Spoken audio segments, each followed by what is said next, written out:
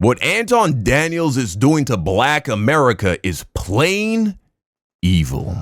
Video by Oshay Duke Jackson. Yes, Oshay Duke Jackson has finally called out Anton Daniels. He is definitely an anti-Black sellout. So let's explore this video. I just can't believe it. I mean, I can believe it because I'm watching it. And I know what the culture is like because I was raised in it, but it doesn't mean that it makes it right.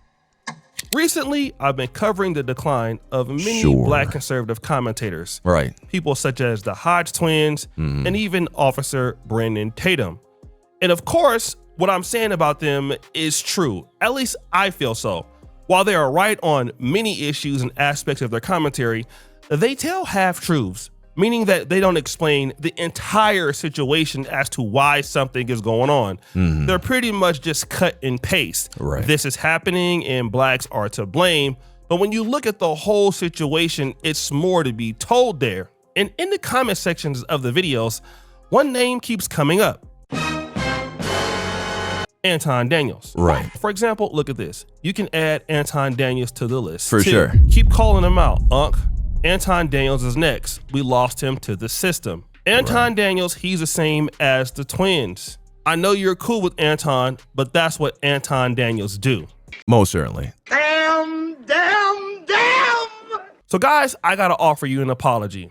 I was being hypocritical. I mentioned a few days ago, Brandon Tatum calls out Tucker Carlson and Nick Fuentes for being anti-Semitic, but never mentions Candace Owens. And Candace Owens is his friend. And in fact, Candace Owens is probably more anti-Semitic, or at least the Israel may think so, than the other two. In the same way, Anton Daniels has been putting out some pretty interesting content that I disagree with. And by interesting, he means anti-Black grifting. But I am friendly with Anton Daniels. It is because Anton Daniels, when I first met him, wasn't as big as he is now, and he's much bigger and a better YouTuber than me. But Anton Daniels is different than Brandon Tatum, Candace Owens, or the Hodge twins. No, he's not. Number one, Anton Daniels is married to a Black woman. He's right, you know. That's good. Now, his commentary might be different. Doesn't matter, though, if at the end of the day you lie about Black women and you speak poorly about Black women. So, which is something that Anton does. And I'm going to cover that in another video. Oshay Duke Jackson, he's focusing on this incident that recently happened at an HBCU. And so we're just going to run with that. But I am going to do another video where we dive deeper and truly explore the anti-Blackness of Anton Daniels. We're going to use a couple of examples from recent videos that he's put out. Oshay, he kind of held back with this video because, as he's articulated multiple times, he is friends with Anton Daniels, and I guess he wants to preserve that relationship. But I don't know this nigga, and so I don't give a fuck. And even if I did know this nigga, I wouldn't give a fuck regardless. So let's go. Right. But his actions still qualify as partially being pro-Black. Anton Daniels may be harshly critical of Black Americans and what we do. He has a lovely Black wife. I've spoken to her before. A Black daughter. He's taking care of a Black family. That's good. Two, that's nice. Anton Daniels. And I really do mean that. I think it's a very powerful thing when you see a successful Black man with a Black woman, especially here in America. You know, I grew up in Jamaica. We have a different relationship with race. Growing up, I never heard, oh, you are supposed to marry a Black woman.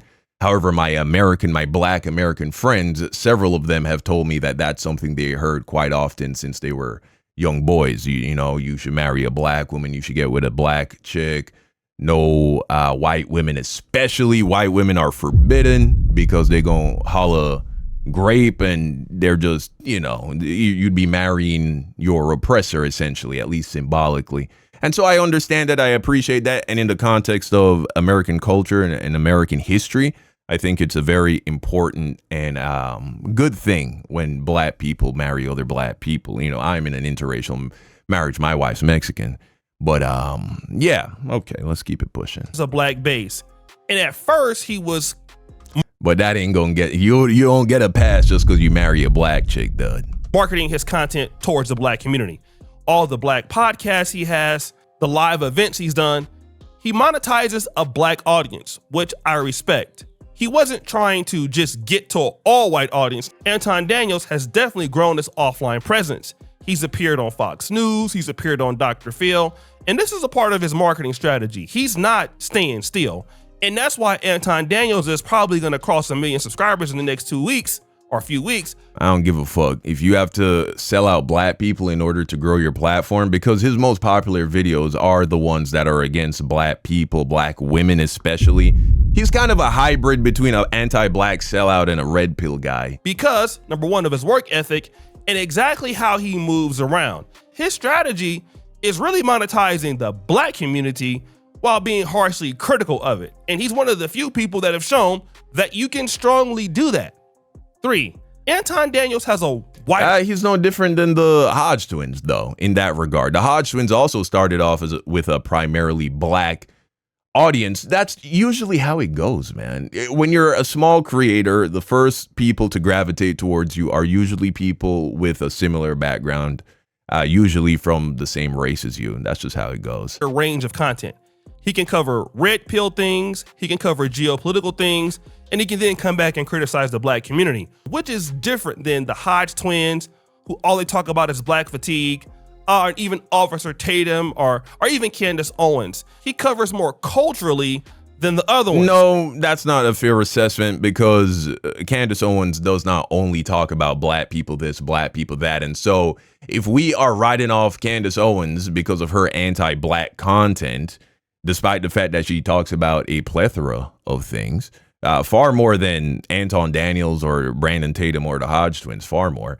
I mean, she's fucking getting sued by the president of France right now for this huge investigation that she did. She does other things that don't have to do with black people too. So if that's the bar here, then you would have to give Candace that pass as well. No, it doesn't matter how much poison is on the plate.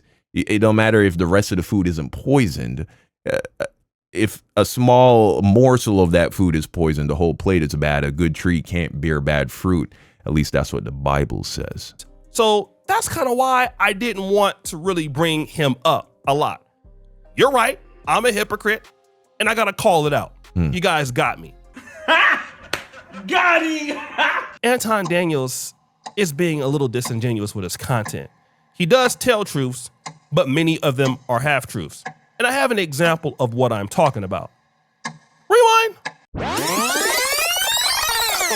On September 23rd, 2025, a duo called Fearless Debates showed up unannounced at Tennessee State University and were escorted off campus. Right. And of course, for me, this was a slam dunk case of what transpired.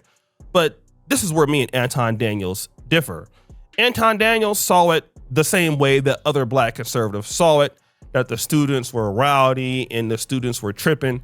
And of course, they were, right? I'm not going to say that they could have handled themselves better, because yes, they did stereotypically look bad at a certain point. I'm not going to argue that. But that's not all. Anton Daniels, after covering it, points something out. They were trespassing. That's a crime. When you are trespassing, technically it wouldn't be a crime until they were trespassed and then refused to leave or came back on the property. At that point, it would be a crime. But they were trespassing. They weren't invited. They did not get any permits. They just pulled the, I'm a white guy, and so I can go into any space, especially a black space, without permission. And clearly, if you just take a look at the signs that they brought, these are not people who are looking to have a serious conversation with anybody. These guys, they literally went down to Walmart, bought a couple of markers, bought a fold-out desk, right? And then showed up with these janky ass signs and wanted to go viral. That was it. That's what they wanted to do. If they actually respected the school and the people, they would have gone through the actual appropriate process of getting a permit to conduct such a thing, and at least take their fucking asses down to Staples and got a decent sign, or at least asked a girl to write, you know, because, you know, girls typically have better handwriting. You know what I'm saying? Look at this shit. This shit is ass. Because yes, they did stereotypically look bad at a certain point. I'm not going to argue that. But that's not all. Anton Daniels, after covering it, point something out that's pretty interesting. What's that? I have no clue how many HBCUs exist. I have no clue how many HBCUs are actually on an up and up. But as you can see in the cover photo of this video, the young man has a screwdriver. Okay. He has a screwdriver now in this video, because when I reviewed it, when I just played it really quickly yesterday, I didn't know that it was going to be a viral moment. So Anton Daniels is talking about this student that's holding a screwdriver, all right? And Ugh. it doesn't seem like the What's a person big deal? who has What's a the problem? screwdriver is actually trying to fix Yeah. something. Well, it looks like the person has a screwdriver in case something pops off. he also doesn't appear to be wielding it in a threatening way. It's not a crime to own or possess a screwdriver. Let's not forget Anton Daniels is a MAGA Republican, which means he falls in alignment with the people who believe that we should have armed teachers and possibly students on these university campuses, right? The answer to school shootings is not gun regulation or gun reduction. It is more guns on the campus. That is the answer for Republicans. And so I imagine Anton shares a similar position. So you're okay with people having guns. You're okay with white MAGA conservatives protesting, having AR-15s, going to BLM rallies, and are just there on standby. You're okay with that, but a black guy, a black kid has a screwdriver and all of a sudden it's a fucking problem. Interesting. But Anton Daniels is bringing this up to basically prove his point that you have students at HBCUs who don't want to engage in debate, and these black students are violent. And this is a point that he typically would like to prove in this content. Till I wanted to find out, is it a crime to have a screwdriver? Obviously not. I even went to Google AI and it says no, it is not inherently illegal to possess a crime, all right? What Anton Daniels is trying to do is to present a situation that's not even there. Right. The student never used a screwdriver. The student never attacked anybody with the screwdriver. But here's where the Right. That would be the equivalent of us saying that anyone who owns a gun is a violent person. At least with a screwdriver, it's multifunctional. You can use it to fix things. A gun is made for one purpose and one purpose only, and it is causing death and destruction. That is the only purpose of a gun, whether that be a person or an animal. But that's the only use of a gun, the only utility of a gun. And so are white people or just anyone in general who owns a gun, does that make them a violent person? And does it make them a violent person when they live in a state that allows open carry and they're walking around town with a gun on their hip for everybody to see? I live in Texas. I see that shit from time to time. I don't say, oh, that person is inherently a violent person just because they're ready. So he's ready. And he's letting people know that he's ready. Just like those people who open carry guns, they're letting people know that they're ready. That doesn't make you a violent person. truths come in. Anton Daniels, could you tell me a reason why a student would have a screwdriver?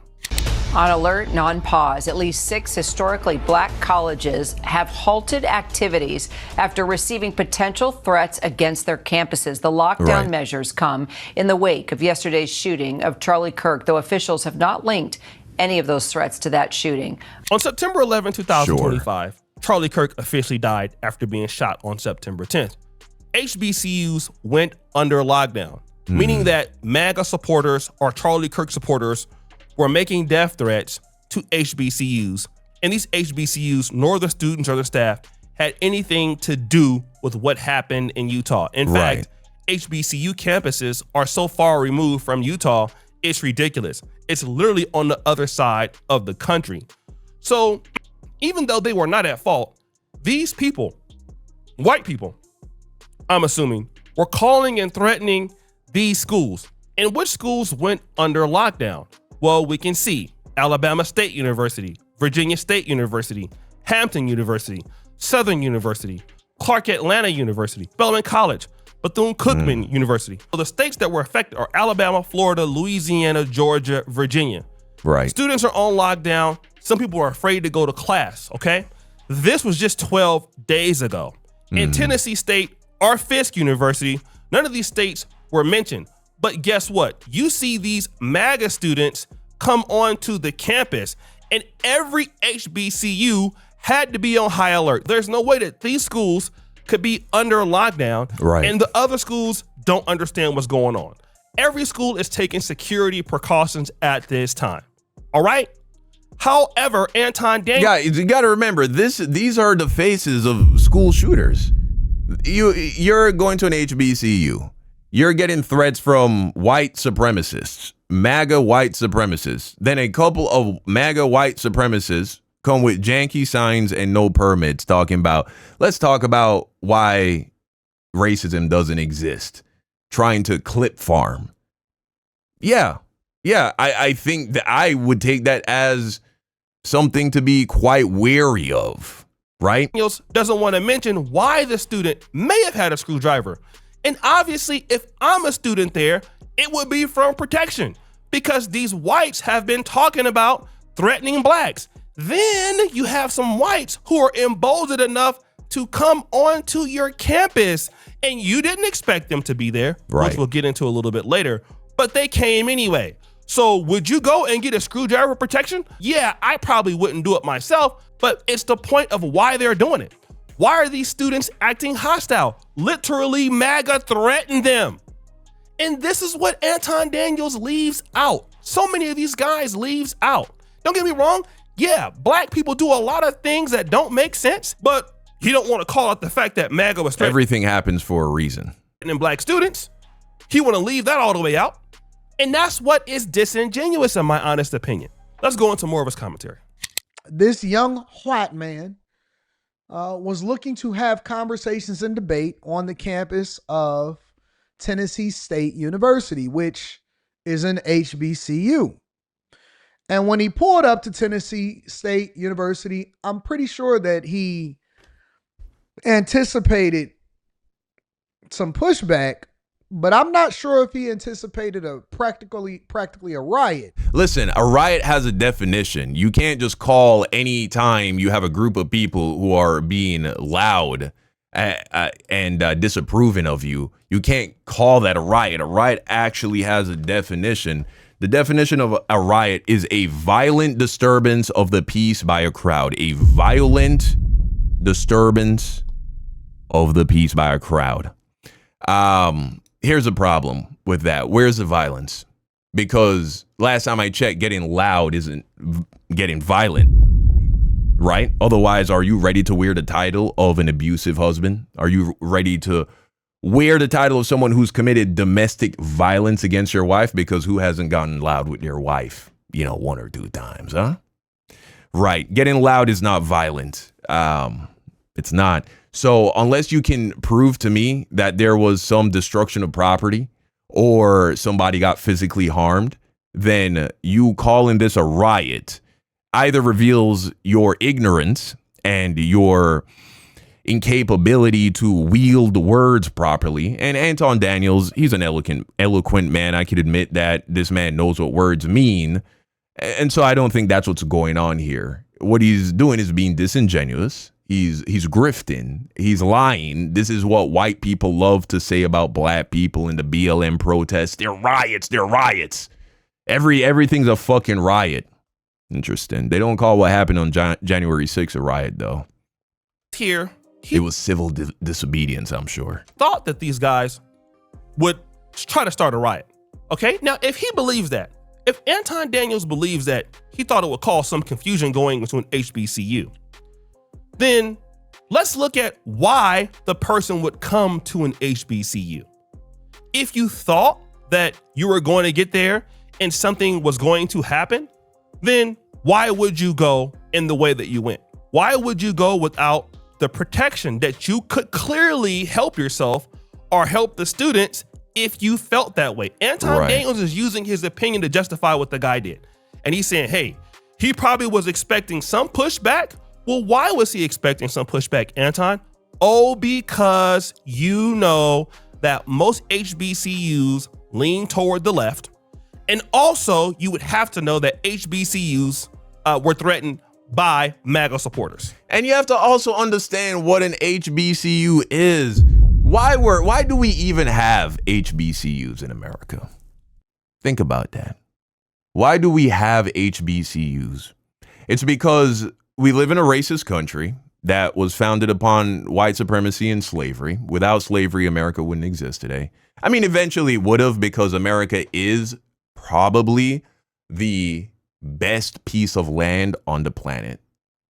Just hands down. The way how America is structured, it lends itself to being an incredibly powerful empire. Anyway, not to get off on too much of a tangent. So eventually, whoever captured and controlled America was going to build a powerful empire. But without slavery, the British would not have been able to get it going when they got it going in the way that they got it going. And so that's what America is built upon.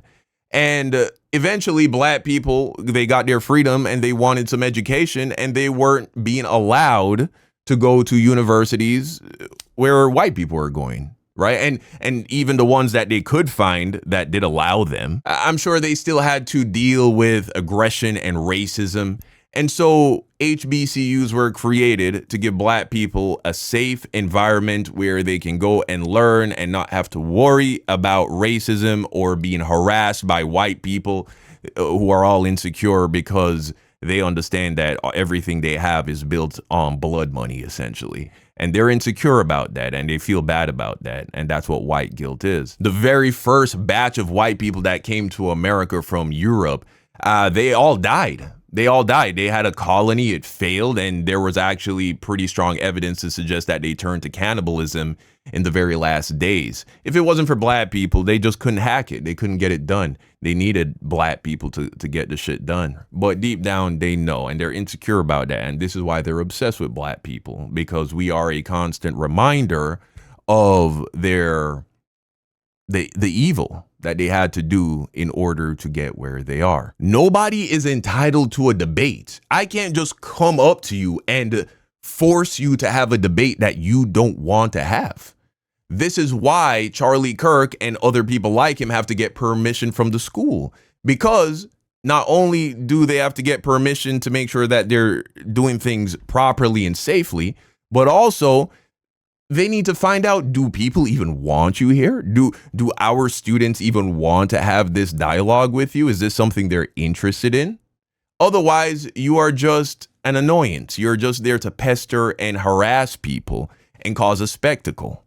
You know, it's so funny. They talk about black people always wanting to cause a spectacle. Show me when this happened. Show me the black people going to a majority white campus and are trying to argue, you know, America's a racist country without a permit, just trying to clip farm. You can't find it. It doesn't exist. Only white people do this kind of shit. Right? Every accusation is but a confession. And again, it's all stemming from their insecurity. That's where it's coming from. Yes. So this was a whole troll idea. The guy was there to get a reaction. All right. But this is not necessarily so bad right now. But this is. I'm disappointed. I'm disappointed in the culture. I'm disappointed in the community. I'm disappointed in the amount of black wife beaters, wave caps, pajamas, sandals, white socks, and aggression that I see from these young people that are supposed to be the future of America and college students. Wow. Yes. I'm very disappointed.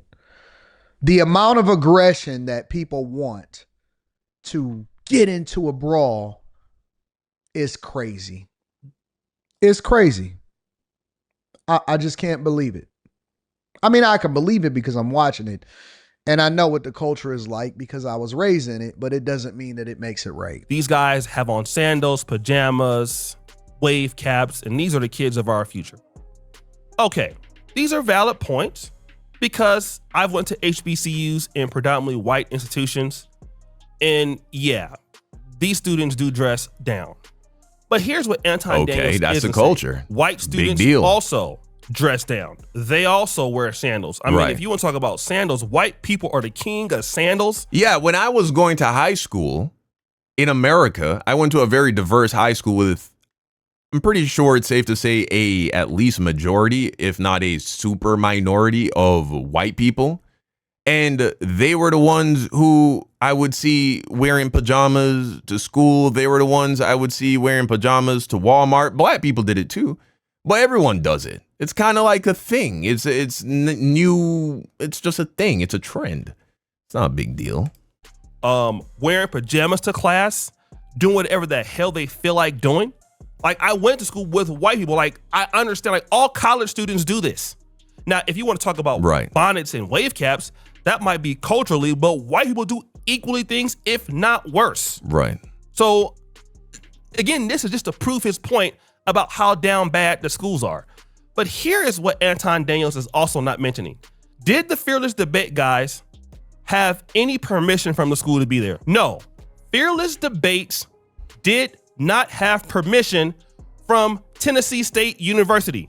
They went there unannounced. They had not secured prior permission to demonstrate or debate there, which means that this is all of their fault. Coming up there with mine saying DI should be illegal and deport all illegals now when you don't have permission to be there, which means that the ownership is not on Tennessee State University. The ownership is on these students. But Anton Daniels tells the half truth there. He goes around that. And if it was the other way around, he would say, if it was some black students going on to the white campuses, want to know what Anton would say? Why didn't they get permission? Right. For sure. For sure. Without a shadow of a This is the doubt. half truth. He wants to deal with the outcome of them showing up instead of dealing with the prevention mechanism of why they showed up. Fearless Debates not only put themselves in danger, but they put the students in danger. So again, this is what I feel with Anton Daniels. Number one, I respect the resilience. I respect his work ethic. He's a better YouTuber than me. I used to tease him about that and he passed me up.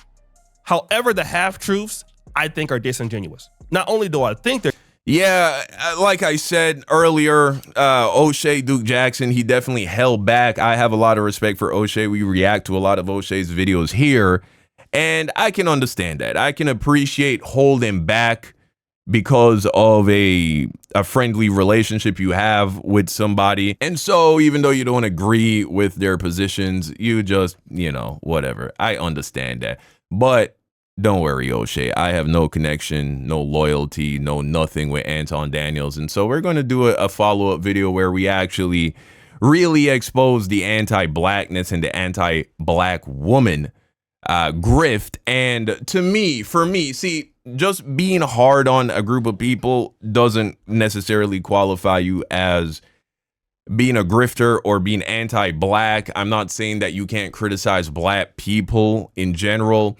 I do think it's a little strange. It's the whole package. It's the whole package that tells me where your loyalty lies and what the spirit of the things that you're saying truly is. For instance, right, he criticizes the bonnets and the wearing wife beaters and the pajamas out and about. And though I don't believe that anybody should be condemned for that kind of thing, I do think there is merit to the idea that when you get up in the morning and really put yourself together and put your best foot forward, I'm not saying they need to be walking around in suits and dress shirts and ties at university, but put yourself together like you were going to go out, go to the club, go out with your friends to a nice restaurant, go to the bar. That's how you shouldn't leave the house, dressed down. And why do I say that? It's not because you're worried about what other people think. It's about what it does for you and your mental. A lot of you guys, if you watch my older videos, I used to wear hats all the time. And the reason I used to wear hats all the time was because I didn't want to do my hair every morning, right? My hair, like I have a process of doing my hair. I didn't want to always line myself up and tidy up my hairline in the morning. And then one day I made the decision. I was like, you know what? I'm going to do that. Every day I'm going to get myself together, do my hair, touch up my hairline, shave if I need to shave. And I'm not saying that's the reason my channel took off recently. It's far more than that. But I do think it coincides with that frequency of success and that frequency of advancing yourself. And so, if someone says, look at these, Monique is I think she's a pro-black person. I would not regard her as an anti-black grifter, yet a few years ago, she went viral for criticizing black women who are comfortable going to the airport wearing a bonnet. I think there's some legitimacy to that. So I have no problem with criticizing or giving constructive criticism to people within our race. However, the second you start to lie, the second you start to exaggerate, the second you start to leave out important context where the end result is making black people look bad, without a shadow of a doubt, without second guessing, you are an anti-black grifting Uncle Tom, Uncle Ruckus, raccoon. You know what I mean? So brace yourself. That video is incoming. But that's the video. You let me know what you think in the comment section down below. Thank you for watching. And until next time, peace out.